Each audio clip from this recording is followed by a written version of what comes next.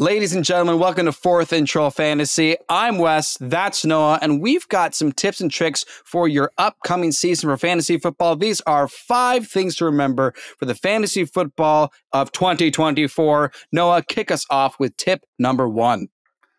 Happy to. Listen, a lot of things that we're going to talk about here today, but the first thing they need to keep in mind for 2024 in fantasy football, let those feet get wet, baby. Listen, don't trade your rookies early. We saw it at every position this season. CJ Stroud, for the first 6 weeks of the season, QB 13. After that, weeks 8 to 14, he was the QB 3. Jahmyr Gibbs, weeks 1 through 4, first month of the year, RB 27. From weeks 7 to 15, he was the RB 3. Rashee Rice, weeks 1 through 6. Patrick Mahomes, new hot receiver. Wide receiver 48 for the first 6 weeks, but weeks 7 to 15, wide receiver 12. And Dalton Kincaid, weeks 1 through 5. Josh Allen's got a new weapon. He must be great. Tight end 23 from weeks 1 to 5. People dropped him. People gave up on him. People traded him away. But weeks 7 to 15, he was the tight end 10 on the season. These rookies take time. So if you're diligent and you do your due process here in the draft season, and you figure out the guys that you want to target, take them and just hold on to them. Know that they're not going to be elite right away. They have an opportunity, but it may not happen. And just know they can come back around and be absolute difference makers later down the road in 2024. Make sure you're keeping your hands on those rookies up until we get a little later into the season. They'll be difference makers for sure. That is the first tip for 2024 in fantasy football. That's great, especially those that are taken in the first round of the actual NFL draft with high expectations.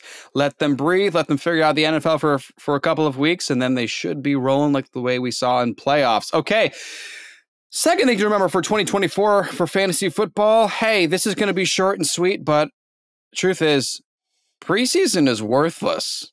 There was not much that actually transpired in preseason that gave us any helpful information even in week 1, let alone the entire season. I want to share with you some of the things that I noticed from preseason of 2023 that I thought, this might give me a little bit of an edge on my opponents. I thought Kenny Pickett was going to be amazing. I wrote down Tank Bigsby of the Jaguars was going to be someone to keep my eye on. I was excited for Dearness Johnson as well from the Jaguars. And you know who I was super excited about? Cleveland Browns wide receiver Austin Watkins. You know, Austin Watkins. Look, preseason doesn't matter all that much, okay? Training camp is important, but preseason is irrelevant. So if you remember, Khalil Herbert had an amazing breakaway touchdown for the Bears in their first game with DJ Moore. Everyone thought, oh, he's going to be fantastic. CJ Stroud looked really bad. And to Noah's point, it takes some time for rookies to evolve and get to where they're supposed to be. Don't pay attention to preseason. They're not going to make a difference in fantasy football. Just let it be practice for the teams, and then week 1 is when we'll start to care. Absolutely. You know, you make your observations from training camp, but I was with you, Wes. I watched the Steelers play in the preseason. I thought, oh, Kenny Pickett's going to be something of a development here in year 2. Nope. He has not been. That's for sure. So definitely just don't stress too much over the preseason. It's not something to hedge your whole season on, these preseason stories. More things to keep into consideration when it comes to fantasy football in 2024 than the preseason. All right. Tip number 3.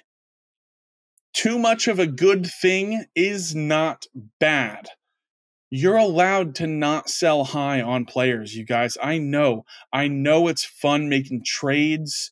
I know it's exciting when you feel like you got a great end of a deal. But listen, here are 4 guys that people were screaming to sell high on at certain points of the season. And if you just kept them on your team, we would have gotten some great stuff. Everyone was screaming to sell high on Raheem Mostert after week 3 versus Denver. Oh, Devon Achane's going to take over. There's no way. If you had sold high on Raheem Mostert, you would have missed out on 6 top 15 weeks, 4 of those being top 10, 2 of those being top 5, and an RB1 finish for Raheem Mostert on the week. in 2023. He's been absolutely awesome. He's currently the RB2. Isaiah Pacheco was a major sell high candidate after his something of a breakout game against the Jets on primetime in week 4. Since then, he's been the RB11 from weeks 5 to 13 with 5 weeks as a top 15 running back. Deebo Samuel was a sell high candidate after week 3. For myself personally, I didn't believe in Deebo Samuel. His success was only based off of Brandon Ayuk being hurt, right?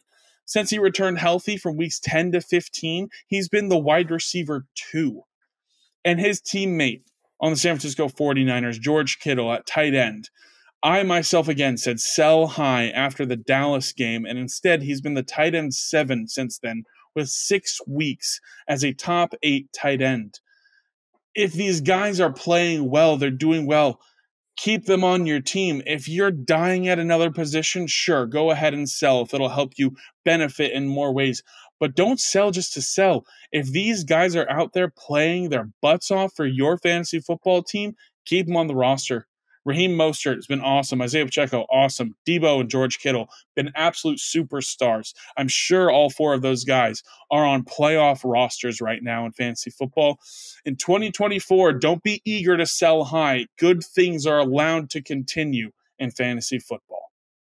It's worth noting if someone's willing to give up 3 players for your 1 player, you should probably keep that 1 player. Yeah, I love that. That's fantastic. Hey, the 4th thing to remember going into 2024, the most important position is the least important position. The quarterbacks in fantasy football on average are going to get you 15 to 25 points a week. We're going to see often quarterbacks in the first 5 rounds because of a lot of expectations and buzz, new coaches, new coordinators. They got a new wide receiver. They got a new running back, yada, yada, yada. It happens every time. We have this desire to get this great quarterback for our team. Okay, well, look what happened in 2023. Outside of Josh Allen and Jalen Hurts for most of the season, kind of let down. And by let down, I mean we probably lost our chance to even play in playoffs because of it. Just to give you some examples, Justin Fields, Joe Burrow, Justin Herbert all got hurt, and you didn't get to even play with them that much, let alone Justin Herbert had up and down weeks. Joe Burrow started out 2023 really bad. Justin Fields had a couple of great games, but that was pretty much it. Trevor Lawrence wasn't even top 15. And we thought, oh, this is it. Year 3. Let's do this, baby. He's going to be MVP, league winner. Nothing. Okay. The quarterbacks from the top 10 of 2023, let me tell you their ADP going into the season. Dak Prescott, he was 88th overall in the draft. Tua Tagovailoa, 92nd. Brock Purdy, 148. Jordan Love, 157. Jared Goff, 138. Sam Howell, 193. And rookie quarterback CJ Stroud, 197. Again, those are all top 10 quarterbacks from 2023. Wait it out. Draft quarterbacks late. The most important position in the NFL is not your most important position in fantasy. Wait to draft the quarterback.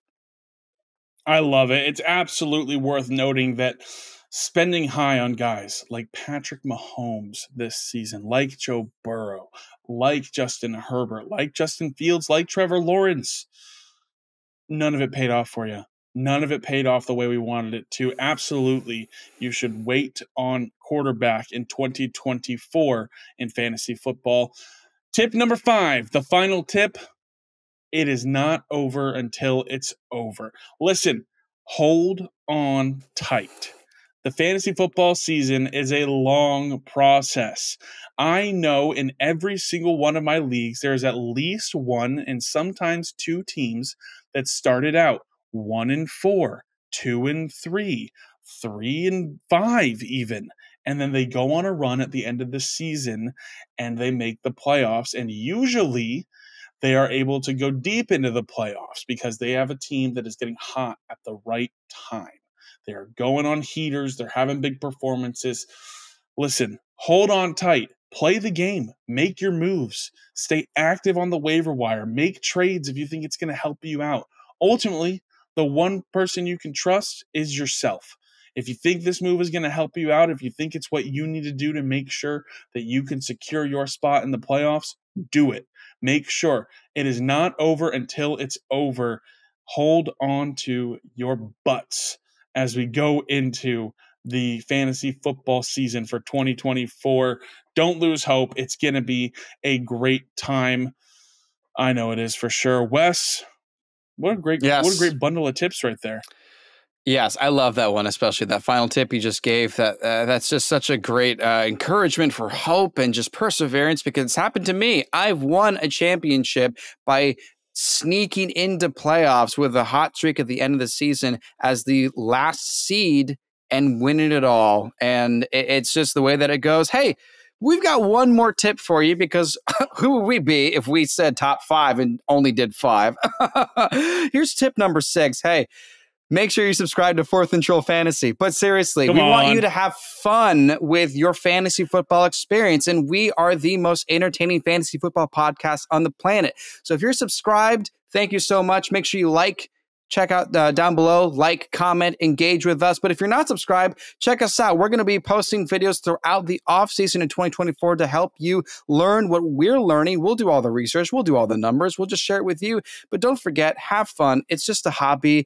If you lose by a lot, whatever. If you don't make playoffs, that's okay. As long as you're enjoying the process and you're enjoying football, because that's what we love. Thanks so much for watching this video. What was your favorite tip from this episode? What is something that you are going to remember going into 2024 for fantasy football? Let us know in the comments down below. Check out our socials as well. We're on all the platforms, 4th and Troll Fantasy. Make sure Tell You the Troll is smiling by subscribing, hitting the like button, commenting. Check us out everywhere. I'm Wes Selby. And I'm Noah Selby. And we'll see you next time. 4th and Troll Fantasy is a production of FQ Media and Selby Artistic Workshop.